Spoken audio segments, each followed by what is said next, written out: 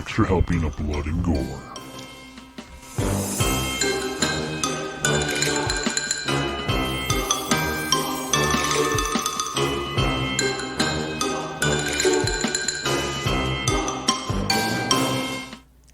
And welcome back to the Bad Dad Horror Podcast. I'm your host, John Couture. And your co-host, Sierra Couture.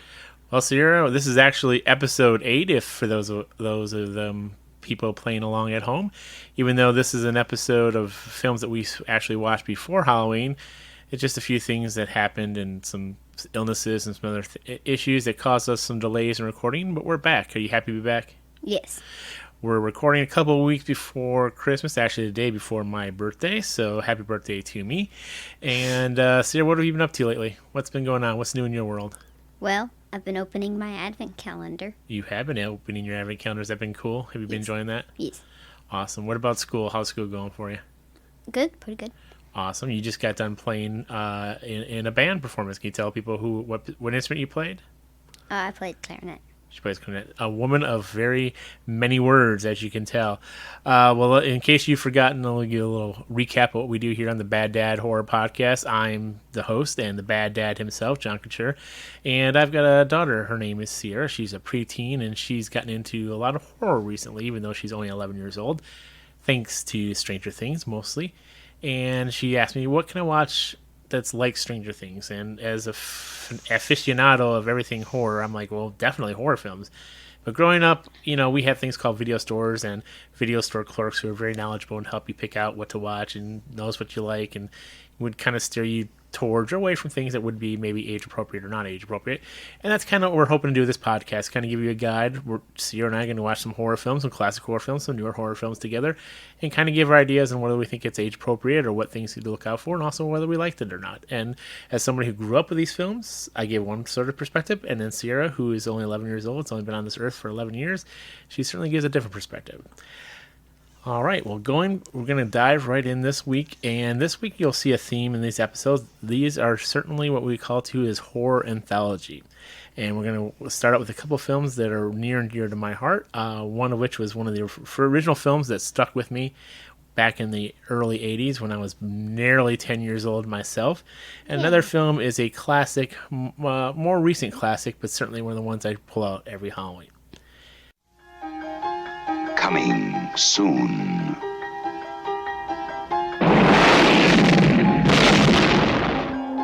Jolting tales of horror. Creep Show. From the author of Carrie, The Shining, and Cujo. And the creator of Night of the Living Dead and Dawn of the Dead. You'll scream at ghastly ghouls. Cringe at weird kids. And shiver at the doings of evil doctors. This is going to be extremely painful, Mr. Verrill. Creep Show will grab you, grow on you, and give you the creeps.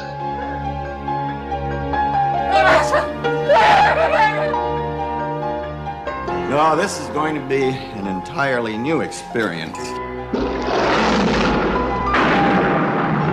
Creep Show, the most fun you'll ever have being scared.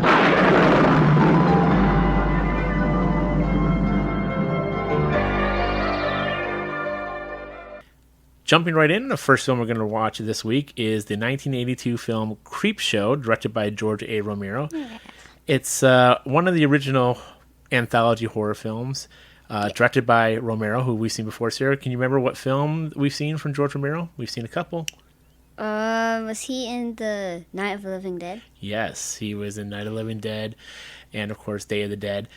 He's massively famous for doing the zombie films. That seems to be his genre de choice, if you will, speaking a little French in there. There was like one or two zombie stories in Creep Show. There are, and obviously you would expect a lot of that to come back upon George Romero, who is very actively involved in Creep Show. Off the bat, just give you an idea of what Creep Show is. It is an anthology film. There are 5 stories that are loosely wrapped together around a crypt keeper who tells the stories or allows the stories to be told. In the film, there was like an intro and an outro to sort of wrap together to kind of tidy up bookends to the stories to kind of hold them together. What did you think about? First of all, what did you think about the concept of the anthology, where there's multiple horror stories wrapped into one movie? I like that concept. Okay. Because some stories aren't long enough to be their own movie. Sure. But you can like put them into this one with other stories that kind of can like wrap around it. Absolutely. Yeah, no, I agree. I think that's one of the neat things about the anthology type films is that you do get the ability to tell stories that maybe you can't flesh out or doesn't hold up over a full hour and a half or 2 hours. But, you can get a good solid 40 minutes of horror, and why should they, just be disregarded just because they're shorter in length? And this allows you to put together. And some anthologies are better at grouping the stories together so that they play along better than others. The first film, Creepshow, doesn't do a whole lot in terms of stringing the stories together. They're really, truly an anthology where there are 5 distinct stories that are kind of told, wrapped around the idea of the Crypt Keeper and the magazine, the comic book idea, while the second film that we'll get to later does a much better job of making all the stories cohesively fit together in the same universe. Well, let's kind of go through the stories one by one and see what you thought. The first story is called Father's Day, and it was an interesting film where a family comes together to celebrate every year on Father's Day, I suppose, to celebrate the death of the patriarch of the family. And we kind of find out that, maybe things aren't exactly what they seem, and maybe the patriarch isn't quite as dead as he seemed. What do you think of Father's Day, Sierra? I liked Father's Day because like it kind of moved from the past and like you could see who he really was. Sure. And then you go into the future, and it's obvious that the lady that was like visiting his grave, it's obvious that she wasn't like right in the head either. Right, definitely. But neither was he, so she definitely Definitely true. And it's interesting, for somebody who's grown up with this film, it's fun. And in horror, these horror films as a whole, it's interesting to go back and see actors who are just starting out, or maybe actors who didn't have as strong a resume back then that they do now, in some of the earlier roles. And these movies are full of actors and actresses who are either getting to start out or just helping out fans and friends of theirs. Creepshow is a good example. Father's Day, stars a young Ed Harris who has hair later in life, and as most people know him, he does not longer has hair. But in this role, he does have hair. He plays an interesting character, Hank Blaine, as well as other characters that are in this. It's just fun to go back and go and see it. And I thought this was an interesting story to start the anthology out. It has everything that you would expect in a George Romero type of feel. I think it certainly sets the tone pretty well in terms of Creepshow. It definitely keeps with the zombie theme that he's been going on. Sure, definitely. With Night of the Living Dead and Day of the Dead. Exactly. Well, moving along to the second story of the anthology, it's called Something to Tide You. Oh no, I'm sorry. The second one's called The Lonesome Death of Jordy Verrill. Sorry, we'll get to the next, the tide over, and that's the third one. And this is interesting for me in a lot of respects because it is one thing we didn't talk about off the stuff is that not only was this directed by George Romero, but it was also involved. It had heavy involvement from writer Stephen King, who you've seen a few films that were written by Stephen King, right, Sierra? Would you remember those 2 films were? Yes, I definitely remember this. There's The Shining and Carrie. Yep, The Shining and Carrie that you've seen so far that were written by Stephen King. Very memorable. They are definitely very memorable. It's hard to forget those types of films, isn't it? Once you've seen them. Yeah, for sure. Well, this is a Lonesome Death of Jordy Verrill. Not only was written by Stephen King, but also stars Stephen King. He plays the country bumpkin, a.k.a. Jordy Verrill, who witnesses a meteorite land in his backyard of his farm. And he comes up with the idea that, hey, the local college is paying money for meteorites, and he could pay off his bank loan with this meteorite. But the meteorite isn't exactly what he hoped it would be. And we come to find out that the meteorite hosts an organism of some sort that propagates itself and looks like grass. So I like to call this one the Plants from Space episode story because it definitely feels like it's a Plants from Space. What did you think of the lonesome death of Jordy Verrill? I think it was good. I also think it was kind of sad Yeah, definitely. because What do you think was sad about it? he had no one to help him because there's no one else with him. He had no one to help him do Yeah, that. I guess that would be the lonesome part of the death Yeah, of that's the Jordy Verrill. lonesome. Yeah, and it's kind of, that's sort of an interesting, and I think that's a theme that plays in all the stories within Creepshow to a certain extent. It is that whole sense of isolation or being alone. Definitely, even though Father's Day, all the family's there, each character, is in themselves lonely because they're without certain things or people in their lives. Obviously, Jordy Verrill is the same thing. He has no one else there at his farm besides himself and his, I believe his dog is there as well. So, there's, so it is definitely that idea of isolation and how horror itself can creep in. Creepshow. Yeah, definitely. When your mind is allowed to wander and not be completely full with being surrounded by love and family and things like that. So I think it's an interesting thing. What do you think of Stephen King as an actor? He was pretty good. He did a good job of acting like the crazy person that he was supposed to be. Right. Because I think the guy was also supposed to be, like, the guy that he was playing. He was also supposed to, like, sound like a little crazy. Definitely was a bit. He definitely had the local yokel craziness going in. And some people would argue that maybe that's Stephen King acting as best he can, or maybe that's just Stephen King being himself. Maybe he's a little crazy, a little local yokel. Probably. Yeah, I mean, somebody who writes all these scary films has got to have some sort of affect, right? For sure. Yeah, I nodded my head, by the way. You nodded your head, which is never a really good thing for an audio podcast. Now, is it, Sierra? So you get to say yes, absolutely. So moving on to the third story, it's Something to Tide You Over. And again, this is another one that had a lot of stars in it. And it basically tells the story of two lovers who are caught cheating. And the guy that catches them, basically, he's got a lot of money and he buries them on the beach with video cameras so they can watch each other die. And then, he comes to find out that, that maybe they aren't quite so dead. Again, another Romero zombie type of influence. Yeah. And they come back for him. It stars a younger Leslie Nielsen and a young Ted Danson, who, and even uncredited, but Richard Gere, for those sharp-sighted people, plays the man on TV. So, there is, again, lots of people in these positions and roles. What do you think about Something to Tide You Over? I think that one was my favorite. That was your favorite? Yeah. Because it's just like, it's really, I would never think of that, Sure. that, like the storyline. That was pretty, like, weird, like, creative of them to think about. Right. Because, like, normally when you think of horror, you don't think of, like, ocean and waves and beach. Sure. But yeah, It is. It's interesting how he, like, just buried them there. Mm-hmm. And then, like, once the waves started coming, they couldn't get out. It was too much weight. That was, like, an interesting part. You had to think about that for a minute. Absolutely. And you're right. There is that nice juxtaposition between a beautiful beach where you don't normally associate horror or blood and violence, and then this story, which is very violent and very vindictive. So it's definitely a different different play between those two extremes, and it's interesting to see them play out together because you don't normally think of a beach as a setting for a horror film. Speaking of, I do think, what do you think? I think that everyone in this film basically gets the justice that's due to them. The two cheating lovers, die, but then the person who killed them also gets his comeuppance, we think, at the end. So, I mean, I think in that respect, Something That Tied You Over certainly has very just positions all around. Yeah, definitely. It's like payback for, like, them being killed. They're going to kill the guy that killed them. Yep. Totally. And moving along to the fourth story in this film, it's called The Crate. I like The Crate. This is a story that definitely has a split audience.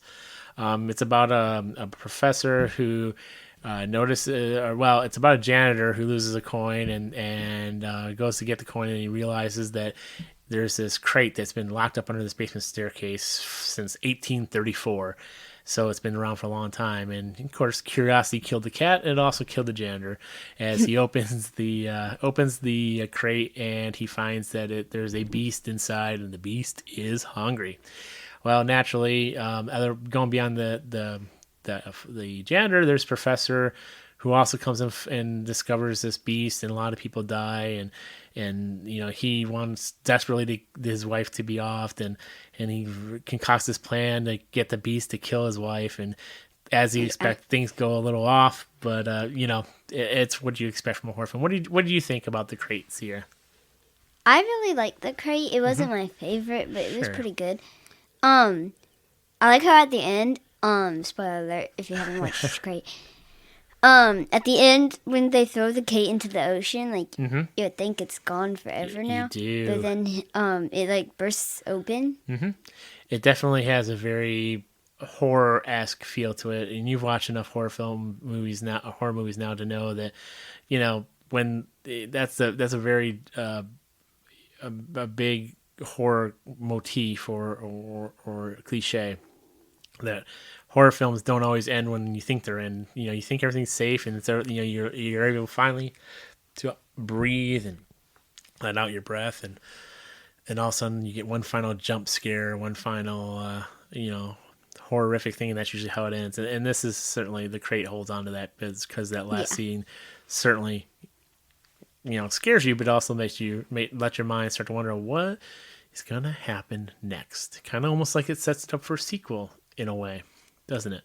And finally, we're talking about the last film in the Creepshow anthology, and that is They're Creeping Upon You.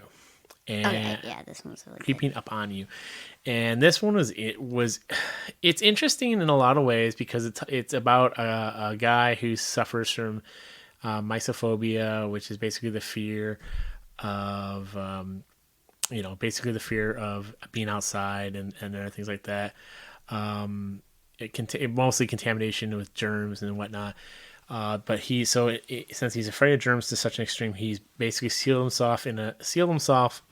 himself off in a hermetically sealed penthouse, which is, for the time, was state of the art, very much controlled by computers and cameras, and his outside world contact is by phone, and employees doesn't see, so he's very paranoid and germphobe. So of course, for him, the worst thing that could possibly happen for him is insects, and in this case, cockroaches.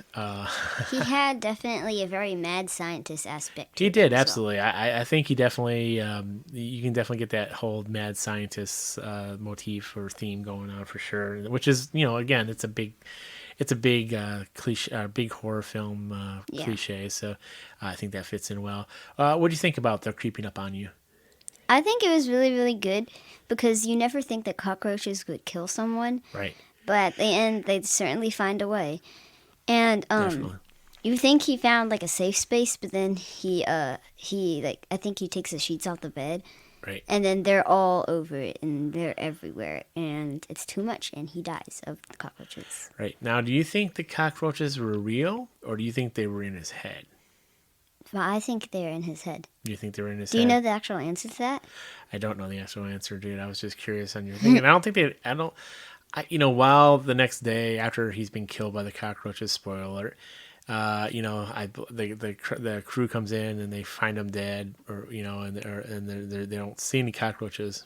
If I think I'm remembering correctly, Gimme looks like I might not be remembering correctly.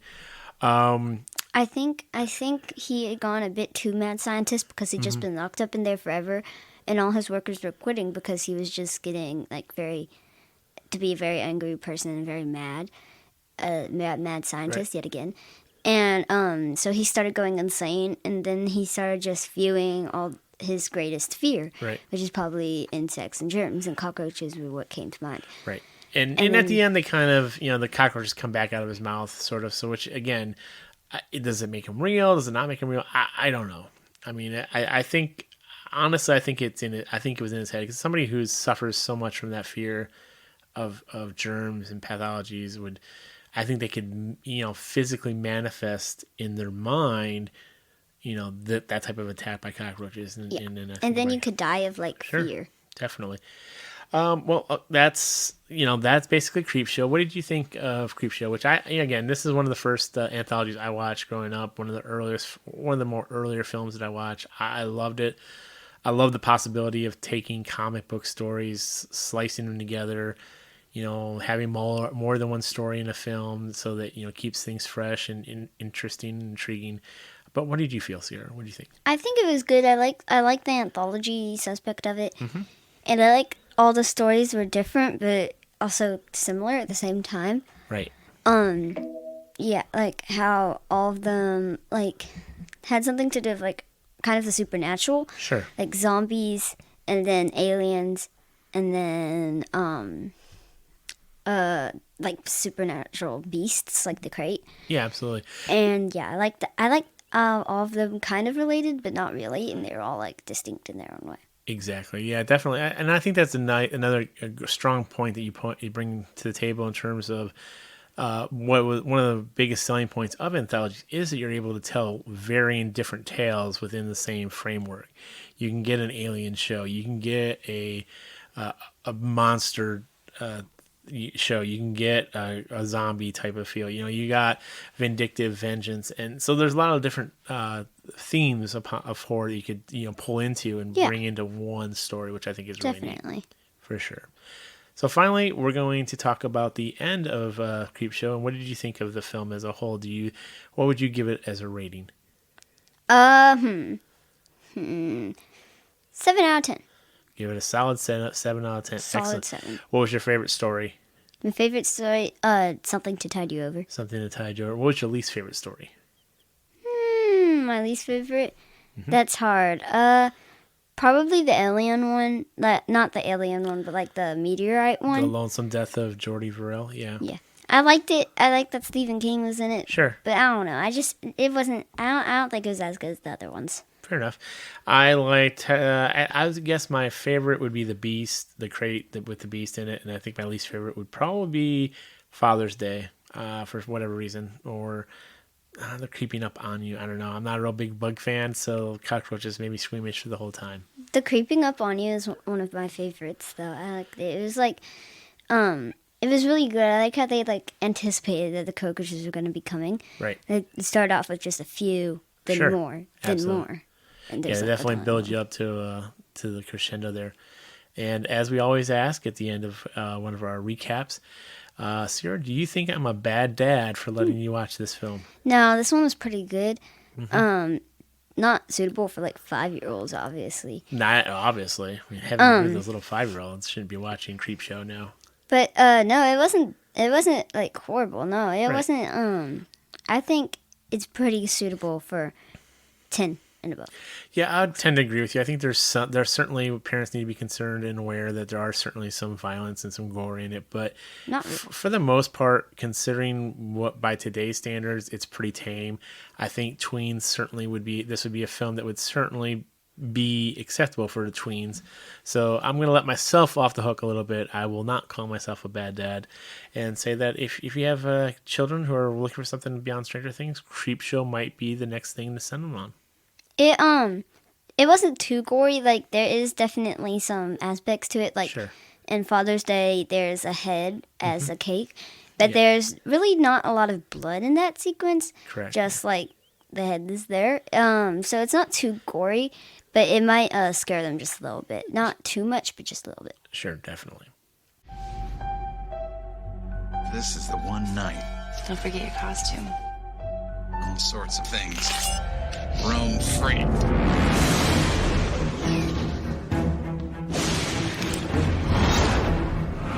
The Halloween School Bus Massacre.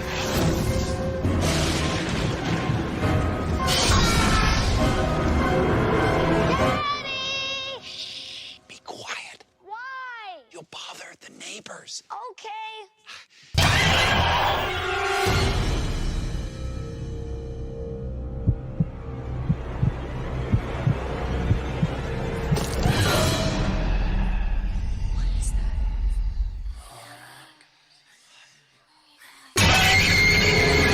Wait. There's another tradition. Always check your candy.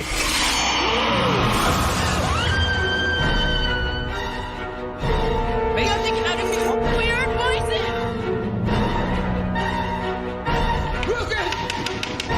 Over here!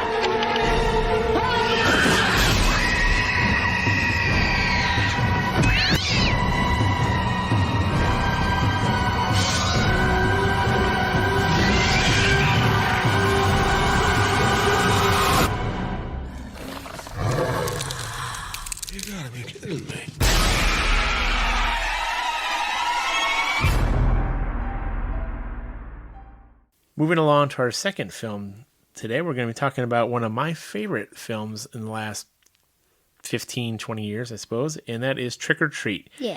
It is a 2007 film directed by Michael Dougherty, and it was produced by Bryan Singer. Do you know who Bryan Singer is, Sierra? No. Of course I not. don't. You're too young. Have you seen an X-Men movie or 10? I think I saw half of one. Half of one. Gavin is more of our X-Men fan, but Bryan Singer is best known for his work directing and being involved with the X-Men franchise of films. So that's where he comes along. But this is a different film. This is, again, one of my favorite films we watch every Halloween. It's called Trick or Treat, or I at least watch every Halloween. Now we can watch every Halloween. It's called Trick or Treat, and it is definitely an anthology film, and it introduces the audience to one of my favorite characters in recent horror lore, and that is Sam, who we don't really know what to make of Sam, but Sam is a pretty cool kid who goes around killing people. And you and I have a little disagreement. You're not as in love with Sam as I am, but give me a little idea of what's going on here. It's Halloween, and in this fictional town of Warren Valley, Ohio. And it's kind of a non-linear narrative. There's different stories told out of timeline. They go back and flash forward. But it's basically about a town in small town Ohio, and about one particular Halloween where a lot of weird, peculiar, odd things happen. And we get one crazy dude, little kid, maybe Sam, who's in a peculiar setup of a burlap sack costume over his head, who's trying to enforce the rules of Halloween. Sierra, what did you think? There's a lot to talk about here. This is an anthology. It's a little different than Creepshow in that all the stories of Trick or Treat come together and They interplay. contain Mostly the same person. Correct. Sam is in almost Sam. I think he's in every one of those. Yes. Not a main character in every Correct. one, but he is. You can catch him standing in the corner. Or, He is definitely the fabric that ties all the stories together loosely, in that he is either involved directly or indirectly. He's cited. You see him along the way. So I think most of the stories, they all happen like around the same area, because same town. Yep. in the first one of the stories, you see a father burying a kid principal, that he poisoned. Correct. Which is technically the second story. There's the opening story talks about the couple that comes home drunk and and she wants to take down the Halloween decorations, and and he just wants to get lucky, and it's still Halloween. It's not still the next Halloween. day yet. You can't take down your That's decorations. right. You know Sam and his rules. He is not happy when she takes down the decorations. But I get your. She also puts out the jack-o'-lantern too early. That's right. Don't ever do that. Sam will get you. There's later on, there's a girl with a jack-o'-lantern all over her yard. Sure. And she tells us that they're meant to protect you, and if you take them out, Sam's gonna come for you. But she doesn't say Sam. No, she doesn't. But I think she's definitely alluding to Sam, and Sam's definitely someone who's definitely enforcing the rules for sure. Yeah. In the second story, I guess. Yes. Principal is burying a kid that he just poisoned with candy in the yard. Correct. You actually see him in one of the later stories as well, so there's another way that they all tie together. Sure. Definitely non-linear. The stories, weave in and out. You start at one story, you end up, another part, another story for sure. And then he sees his neighbor pounding on the window for help, but his neighbor's a little cranky. He don't want to help him. Yep. So he just leaves him there. And he goes Krieg. Yep. He goes back inside to help his kid make a face with his jack-o'-lantern, and the kid says he needs help scooping the eyes out. Yep. It's a human head. It's not a jack-o'-lantern. Yeah, definitely. That's one of the things I enjoy about, a lot of things I enjoy about Trick or Treat, but certainly about Trick or Treat is they definitely plays your expectations a lot in terms of you think a scene's going to go one way, and then all of a sudden it takes a huge right turn, and it goes. You never expect that the child knows that his dad is burying people, right. and then he just so casually asks for his dad to come help him. Yep. But then, and I think the final story, or maybe the second to final story, you see the neighbor. Getting pounced at Sam for kind of not celebrating Halloween. Correct. Yeah. not being such an enthusiast as Sam is. That's right. And Sam is kind of pelting him with candy Yep. and climbing on his head and stuff. Right. And you find out Sam might not just be a kid. True. He is definitely diminutive. He's pint-sized. He would be somebody you would think of as a child. And in a costume on Halloween, you certainly would, dismiss him as just another child in costume. But, he almost seems to be like a demon or a ghoul of some sort. When you take his burlap sack off, it's almost like it's like a decaying skull, but it can like move. It's kind of weird. Yeah. He's a bit weird, but you see it's the exact same sequence that happened at the beginning, so you can see that they all kind of happen around the same time. Right. Yeah, definitely. And it's interesting because, Yeah. whatever Sam is, I mean, his head's like basically a combination of a skull and a jack-o'-lantern, so it's a weird thing, and it's definitely something that sticks with you. It's definitely, like I said, a character that is memorable and stays with you long after the movie's ended, for sure. But going off the next after the principal and that story is you get the teenage trick-or-treaters who are looking for jack-o'-lanterns. You got Macy, Chip, Schrader, Sarah, and then they meet up with Rhonda, who's dressed as a witch, and they want to visit the flooded quarry where they talk about the urban legend of the Halloween school bus massacre, where 8 disabled children were killed by a school bus driver on Halloween. Allegedly at the whim, or at least with the acceptance of their parents. So it's very scary, horrible. Yeah, it's like horrible that their parents would want to do that to Sure. their kids just because they're not like all the other kids, Right. and they weren't born the same way. Right. Yeah, it is very bad, scary, and again, of course, nothing goes as it's supposed to, and the kids unintentionally maybe caused the school bus to crash into the quarry, killing everyone involved. That's what they think. So basically, Macy leaves these jack-o'-lanterns by lake as a tribute to the kids that were deceased.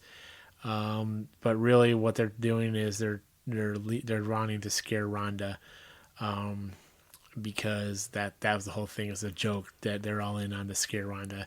Yeah. The prank goes off like gangbusters. Rhonda's freaked out, but then Macy kicks a jack in the water, and then that causes the dead children from the school bus to rise from the lake for real. And then mayhem and murder. In the school bus massacre, it's almost like the vampire kid is like trying to grasp on what's happening. Yeah, sure. You can see him trying to get the chains off. Right. Trying to escape from the school bus driver. Yep. I don't think he knows that he's on top of a cliff because he Right. tries to kind of like drive away, Sure. not knowing that he's going to drive the bus off a cliff. True, definitely. Yeah, well, and again, they're disabled, so we're not really sure what capabilities they have to understand anyways, so Yeah. for sure. It's definitely interesting. It's almost like he was trying to like grasp the Sure, situation. definitely. But as part of that, again, Sam is in it, but he comes and he and Rhonda, excuse me, kind of share a nod of respect towards each other. So it's kind of an interesting way of, again, Sam sparing Rhonda since she's did as best she could, type of thing. So She also never took out her jack-o'-lanterns. that's right. She has all of them up on her yard. That's right. So she was following the rules for sure. Okay, and the next story we get into is very interesting because it's a complete role reversal. It stars Anna Paquin, who interestingly later on goes and stars in the show True Blood, which is about vampires. But in this, she's dressed up as Little Red Riding Hood for Halloween, which is a little bit on the nose, I suspect. But you think that she is going to be taken advantage of by these men at a party, when in reality, her and her sister and their friends are all female werewolves, and that they've lured these men to this party with the intent to, do as werewolves do and kill their victims and eat them. And so it's a complete role reversal that I thought they were vampires. No, they're werewolves. Oh, they were? Okay. Yeah, that's what makes the whole Little Red Riding costume ironic. Oh, okay. I Because get it now. instead of her becoming a victim of the wolf, she became the wolf. That's pretty good. Do you like that story? Yeah, I like that story. It's another one where they play with your expectations because multiple times throughout you can hear like her sister like saying like, "I want my first time to be special," but you don't think she would Yeah. be talking about eating someone. Right, exactly. You're definitely thinking, oh, she's gonna get sex tonight, Yeah. and that did not happen. She got her first time, but it wasn't It was not. what you were thinking of. So, what do you think? Did you enjoy that? Was that was pretty interesting? What I love the best is and I still love the complete change of direction that story takes. The expectations they play on, and then they completely reverse them. I think is amazing, and it's a very empowering, I would think, horror film, if you will, for females. I would imagine you being a woman would enjoy the fact that that women are not being cast as victims completely in this, and that they're taking control, even though I guess werewolves aren't exactly the best thing in the world, but it is what it is. Yeah. I like that they didn't like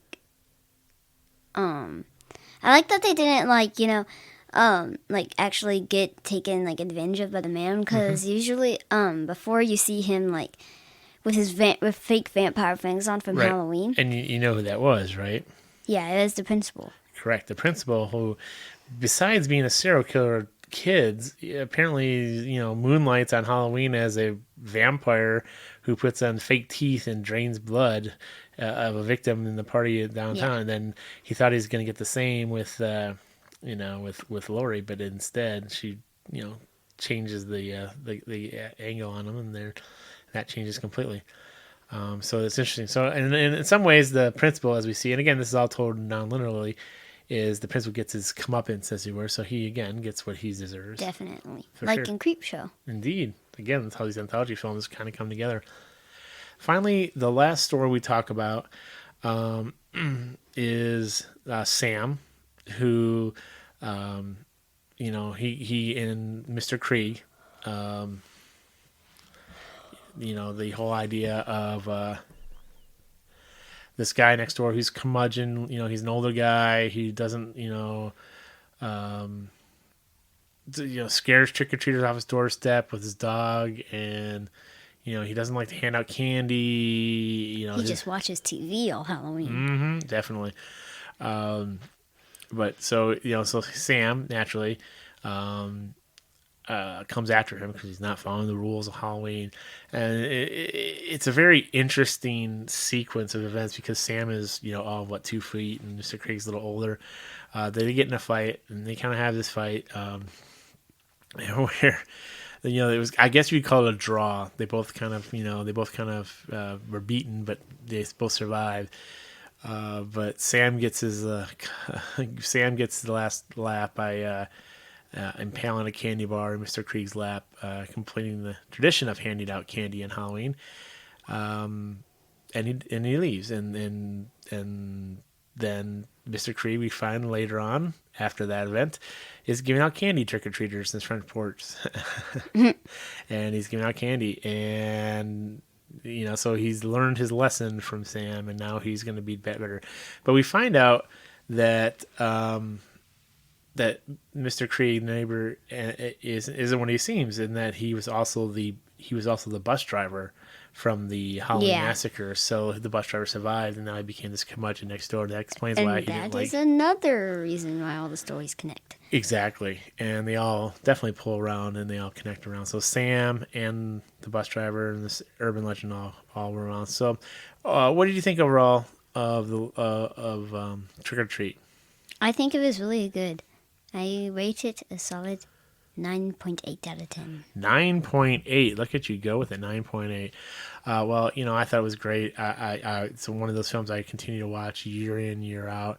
And now that you've watched it, and hopefully you've enjoyed it, maybe we can start watching it together next year, and as part of our Halloween traditions as we get into it. Well, so here again, as we end all of our coverings of stories, I have to ask you, do you consider myself to be a bad dad for letting you watch Trick or Treat? Again, same with Creepshow. No, not really. Mm-hmm. Definitely not as gory as it sounds like. There are some moments that are pretty gory, though. Yeah, like the one with the. I would rate it for. I mean, there's a lot of blood. There's a lot of gore. Sam with that candy that he's the sucker that he eats on, and then impales in that one lady's mouth. Maybe 11 and up or 10 and up. Yeah, I don't know. there is some horror, but it's not the worst horror film you're gonna have kids see. There are moments in between, but it's definitely one that you want to watch your kids. Maybe a little older, in that 12 to 14 range, as opposed to 9 or 10. So, but overall, I think it's a great, a good film, and one that I think you can enjoy for sure. Yeah. Definitely. Well, thank you for joining us. It's again, this is our 8th episode, even though this is supposed to be our surprise Halloween episode that we were going to record, but we didn't get a chance to record it. And coming up next time, we'll have a couple more films. But until then, we'll be back. There are certain rules that one must abide by in order to successfully survive a horror movie. Never, ever, ever, under any circumstances, say, "I'll be right back," because you won't be back. I'm getting another beer. You want one? Yeah, sure. I'll be right back.